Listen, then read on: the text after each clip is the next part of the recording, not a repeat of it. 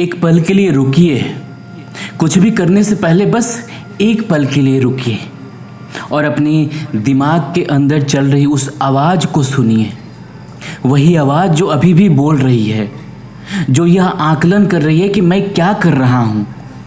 वही आवाज़ जो आपको आपके अतीत की कोई बात याद दिला रही है या आपके फ्यूचर की किसी चिंता के बारे में बता रही है। सोचिए, आपके दिमाग में एक रूममेट रहता है, एक ऐसा रूममेट जिसे आपने कभी चुना नहीं, लेकिन वो कभी चुप नहीं होता।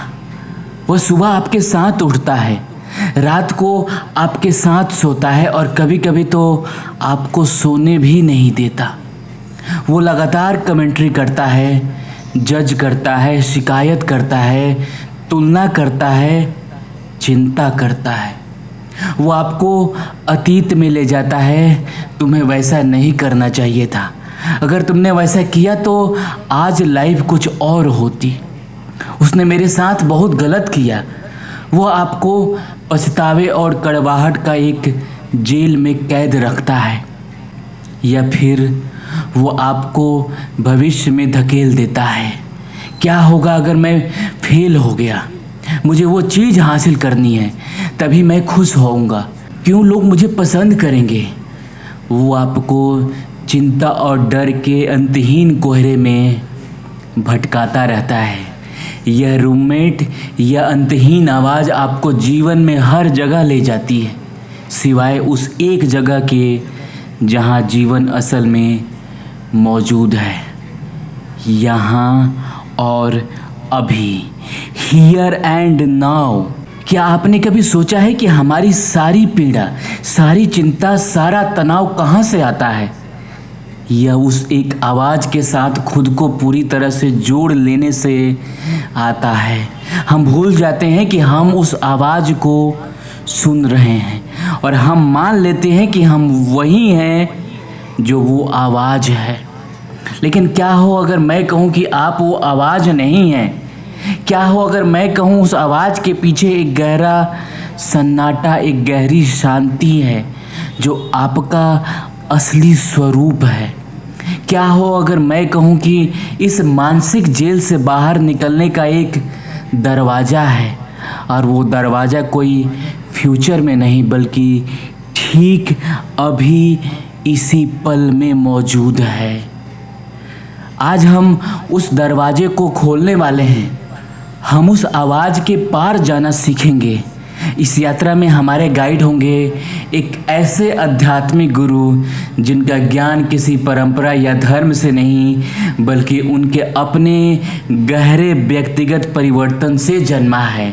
उनका नाम है एकहार्ट टोले और यह है उनका मास्टर वर्क, एक ऐसी किताब जिसने दुनिया भर में लाखों लोगों को उनके मन के शोर से मुक्ति दिलाई है। द पावर ऑफ नाउ, वर्तमान की शक्ति। दोस्तों, आपका स्वागत है बुक ऑथर में। यह किताब आपको कुछ करने के लिए नहीं बल्कि कुछ ना करने के लिए प्रेरित करेगी। यह आपको सोचने के लिए नहीं बल्कि सोच के पार देखने के लिए आमंत्रित करेगी। यह एक गहरी यात्रा है अपने असली स्व को खोजने की। तो अपने दिमाग को थोड़ा आराम दीजिए, एक गहरी सांस लीजिए और मेरे साथ इस वर्तमान क्षण की शक्ति को खोजने के लिए चलिए। इस साधक की कहानी हम सबकी कहानी है। हम एक ऐसी दुनिया में जी रहे हैं जो लगातार हमसे कुछ मांग रही है। हमारा समय, हमारा ध्यान, हमारी ऊर्जा, और इस प्रक्रिया में हम अपने दिमाग में खो जाते हैं। एकहार्ट टोले इस स्थिति को अचेतन अवस्था यानी अनकॉन्शियस स्टेट कहते हैं। यह तब होता है जब हम अपने विचारों और भावनाओं के साथ पूरी तरह से एकीकृत हो जाते हैं। हमें लगता है कि मैं दुखी हूँ, जबकि सच्चाई यह है कि मेरे अंदर दुख की एक भावना उठी है। यह एक छोटा सा लेकिन बहुत गहरा फर्क है। अहंकार मन टोले बताते हैं कि हमारे दिमाग में यह जो लगातार बोलने वाली आवाज़ है, यह अहंकार मन, इगोइक माइंड है। अहंकार अतीत और भविष्य में जीता है। उसे अपनी पहचान अतीत से मिलती है। आपकी सफलताएं, आपकी असफलताएं, आपकी कहानियाँ। मैं एक डॉक्टर हूँ, मेरे साथ बहुत बुरा हुआ था और उसे अपना उद्धार भविष्य में दिखता है। जब मेरे पास और पैसे होंगे तब मैं खुश हो जाऊंगा। जब मुझे सच्चा प्यार मिलेगा तब मेरी ज़िंदगी पूरी होगी। इस तरह अहंकार आपको वर्तमान क्षण से हमेशा दूर रखता है, क्योंकि अभी में इसका कोई पहचान नहीं है, कोई कहानी नहीं है और अभी में ही सच्ची शांति और शक्ति छिपी है। मुक्ति का पहला कदम खुद को अपने मन से अलग करना। तो इस जेल से बाहर कैसे निकले? एक और टोले कहते हैं कि पहला और सबसे शक्तिशाली कदम है यह एहसास करना कि आप आपका दिमाग नहीं है। You are not your mind. उन्होंने एक बहुत ही सरल लेकिन गहरी तकनीक दी है। चलिए इसे अभी करके देखते हैं। अपनी आंखें बंद कर लीजिए या बस आराम से बैठ जाइए। अपने दिमाग में चल रहे अगले विचार को देखने की कोशिश कीजिए, एक बिल्ली की तरह जो चूहे के बिल के बाहर इंतज़ार कर रही है। बस इंतज़ार कीजिए और देखिए अगला विचार क्या आता है। शायद विचार आए, यह क्या बकवास है, या मेरे पास इसके लिए समय नहीं है। बहुत अच्छे, अब ध्यान दीजिए। वहाँ एक विचार था और वहाँ आप भी थे जो उस विचार को देख रहे थे। वहाँ एक सोचने वाला द थिंकर है और एक देखने वाला द वाचर या साक्षी है। यह देखने वाला कौन है? यह साक्षी, यह जागरूकता, यही आपका असली स्वरूप है। यह उस आवाज़ के पीछे का गहरा सन्नाटा है। जिस क्षण आप यह महसूस करते हैं कि आप सोचने वाले नहीं बल्कि सोच के साक्षी हैं, उसी क्षण आप अपने दिमाग से मुक्त होना शुरू हो जाता है। आप उस रूममेट से एक कदम पीछे हट जाते हैं। आप उसकी बातों को सुनना तो जारी रखते हैं, पर अब आप जानते हैं कि वो आप नहीं हैं। आप उस पर बिलीव करने के लिए मजबूर नहीं हैं। यह है आत्मज्ञान का पहला कदम। यह है सच्ची स्वतंत्रता की शुरुआत। सिर्फ हमारे विचार ही हमें वर्तमान क्षण से दूर नहीं ले जाता, हमारी भावनाएं भी ले जाती है, खासकर पुरानी दर्दनाक भावनाएं। एक और टोले इसके लिए एक बहुत ही शक्तिशाली शब्द इस्तेमाल करते हैं, दर्द शरीर, द पेन बॉडी। यह दर्द शरीर क्या है? टोले समझाते हैं कि आपके जीवन में अतीत में हुई हर दर्दनाक घटना, हर अपमान, हर दिल टूटना, हर अन्याय, जिसकी भावना को आपने उस समय पूरी तरह से महसूस और स्वीकार नहीं किया, वो आपके शरीर और ऊर्जा क्षेत्र में एक नकारात्मक ऊर्जा के रूप में जमा हो जाती है। वो आपके शरीर और ऊर्जा क्षेत्र में एक नकारात्मक ऊर्जा के रूप में जमा हो जाती है। यह जमा हुई ऊर्जा मिलकर एक सत्ता यानी एंटिटी बन जाती है, एक अर्थ स्वायत्त ऊर्जा रूप, जिसे वो दर्द शरीर कहते हैं। यह आपके अंदर एक निष्क्रिय ज्वालामुखी की तरह रहता है। यह कैसे सक्रिय होता है और कैसे जीवित रहता है? दर्द शरीर को जिंदा रहने के लिए भोजन की ज़रूरत होती है और उसका पसंदीदा भोजन है और ज़्यादा दर्द।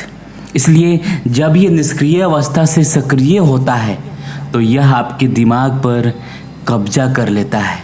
यह आपके विचारों को बेहद नकारात्मक बना देता है।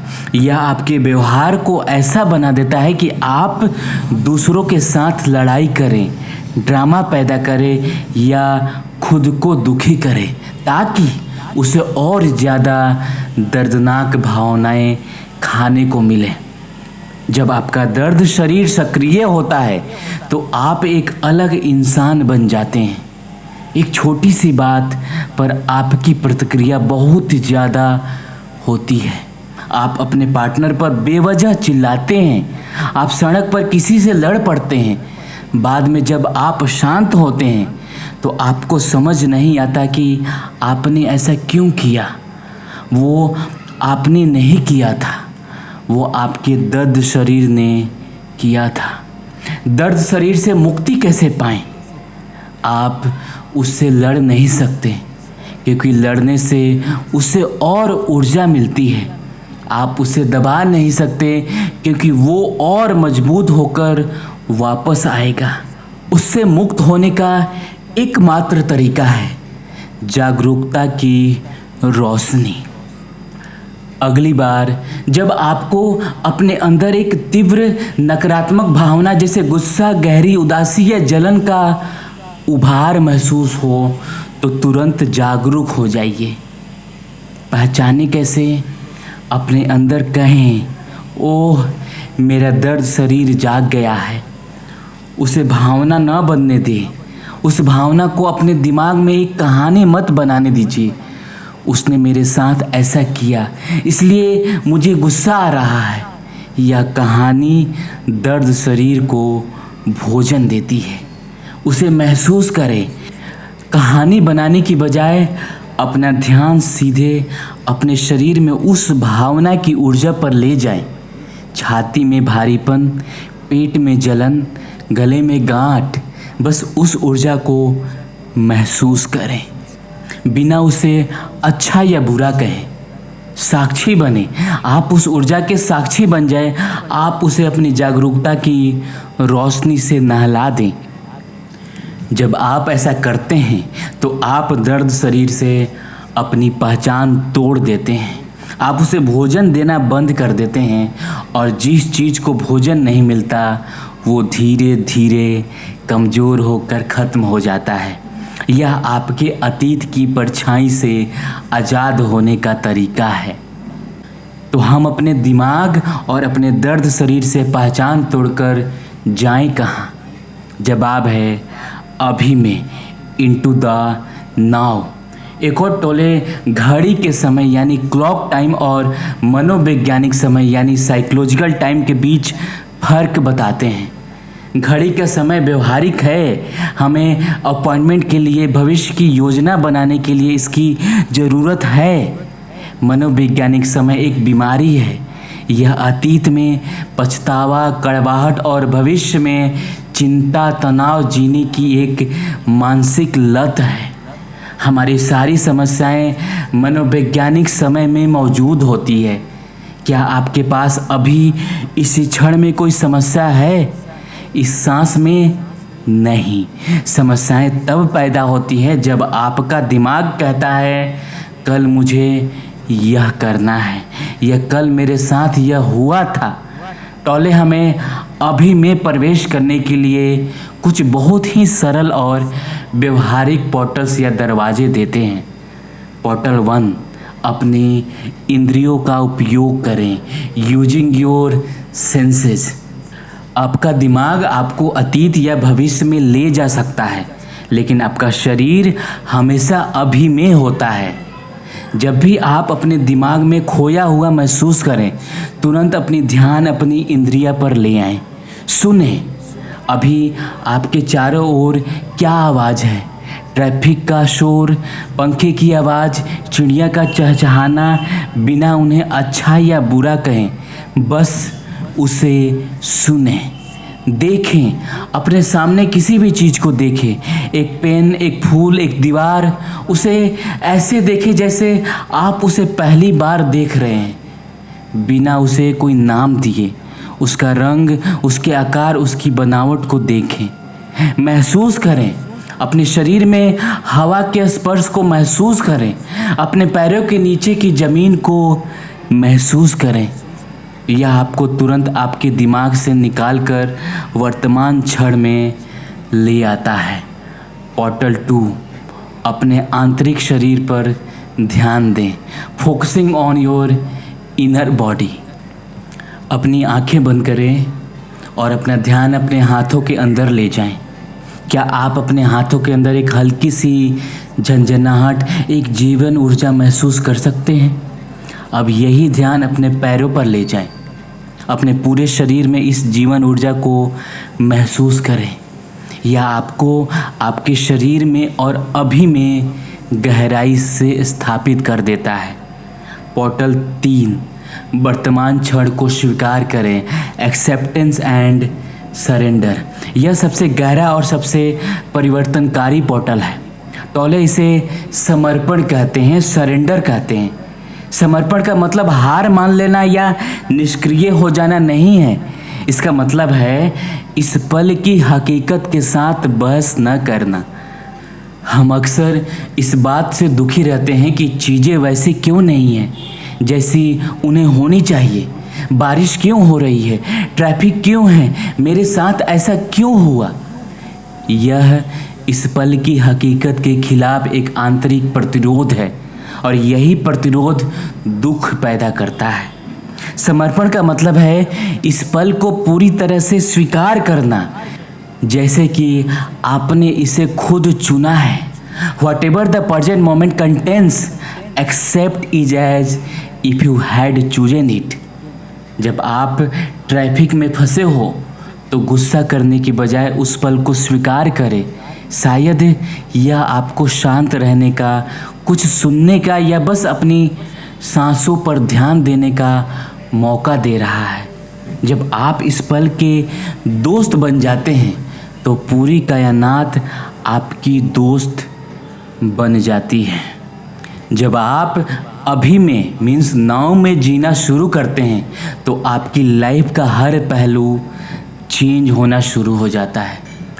अहंकारी मन रिश्तों को ड्रामा और संघर्ष का मैदान बना देता है। तुमने ऐसा क्यों नहीं किया, मुझे तुमसे यह चाहिए। लेकिन जब आप जागरूक अवस्था में होते हैं तो आप अपने पार्टनर को बिना किसी जजमेंट के, बिना उन्हें बदलने की कोशिश किए वैसे ही स्वीकार करते हैं जैसे वे हैं। आप उनकी बात सुनते हैं, सच में सुनते हैं और इसी जागरूकता के स्पेस में सच्चा प्यार और जुड़ाव पैदा होता है। एक और टोले एक क्रांतिकारी बात कहते हैं, सारी पीड़ा समय का भ्रम है। All suffering is an illusion of time. पीड़ा को जीवित रहने के लिए मनोविज्ञान समय की ज़रूरत होती है। आप अतीत की किसी बात पर दुखी हो सकते हैं या भविष्य के किसी भी बात से चिंतित हो सकते हैं, लेकिन आप अभी इसी क्षण में पीड़ित नहीं हो सकते। जब आप अभी में होते हैं तो आप या तो स्थिति पर एक्शन लेते हैं या उसे स्वीकार कर लेते हैं। दोनों ही सूरतों में पीड़ा खत्म हो जाती है। हम अक्सर अपने जीवन का उद्देश्य भविष्य में ढूंढते हैं। जब मैं वो बन जाऊंगा तब मेरा जीवन सार्थक होगा। टोले कहते हैं कि आपका बाहरी उद्देश्य, आउटर पर्पस जो भी हो वो हमेशा गौण होता है। आपका आंतरिक उद्देश्य यानी इनर पर्पस हमेशा प्राथमिक होता है और वो है जागना, टू अवेकन। आपका प्राथमिक उद्देश्य है इसी पल में पूरी तरह से जागरूक होना। जब आप इस आंतरिक उद्देश्य को पूरा करते हैं तो आपकी बाहरी दुनिया अपने आप एक नई गुणवत्ता और शक्ति से भर जाती है। द पावर ऑफ नाउ का अंतिम सार क्या है? यह कुछ पाने या कहीं पहुंचने के बारे में नहीं है। यह पहले से ही आपके अंदर मौजूद शांति को खोजने के बारे में है। यह उस आवाज़ को शांत करने के बारे में नहीं है। यह महसूस करने के बारे में है कि आप उस आवाज़ से कहीं ज़्यादा गहरे और विशाल हैं। आप वो सन्नाटा हैं जिसमें वो आवाज़ उठती है और विलीन हो जाती है। खुशी की तलाश मत करो। अगर तुम उसे तलाशोगे तो वो नहीं मिलेगी, क्योंकि तलाशना भविष्य में होता है। बस इसी पल में मौजूद रहो और तुम पाओगे कि खुशी, शांति और प्रेम वो सब पहले से ही यहाँ है। वो आपको खोज का इंतज़ार नहीं कर रहे हैं, वो आपके शांत होने का इंतज़ार कर रहे हैं। आपकी अगली सांस आपकी सबसे बड़ी आध्यात्मिक प्रैक्टिस है। यह पल ही आपका एकमात्र सच्चा घर है। इस शांति को महसूस करने के लिए इस वीडियो के बाद सिर्फ 1 मिनट के लिए कुछ मत कीजिए। कोई लक्ष्य नहीं, कोई विचार नहीं, कोई विश्लेषण नहीं। बस अपनी कुर्सी पर बैठें और अपनी सांसों के अंदर आते और बाहर जाते हुए महसूस करें। बस 1 मिनट के लिए अभी में होने का आनंद लें। और अगर आप इस वर्तमान क्षण की शक्ति को जरा सा भी महसूस कर पाएँ तो नीचे कमेंट में ज़रूर लिखिए, मैं यही हूँ अभी, आई एम हियर नाउ। और इस शांति के संदेश को उस हर इंसान के साथ शेयर कीजिए जो अपने मन के शोर में खोया हुआ है। उन्हें घर वापस आने का रास्ता दिखाइए।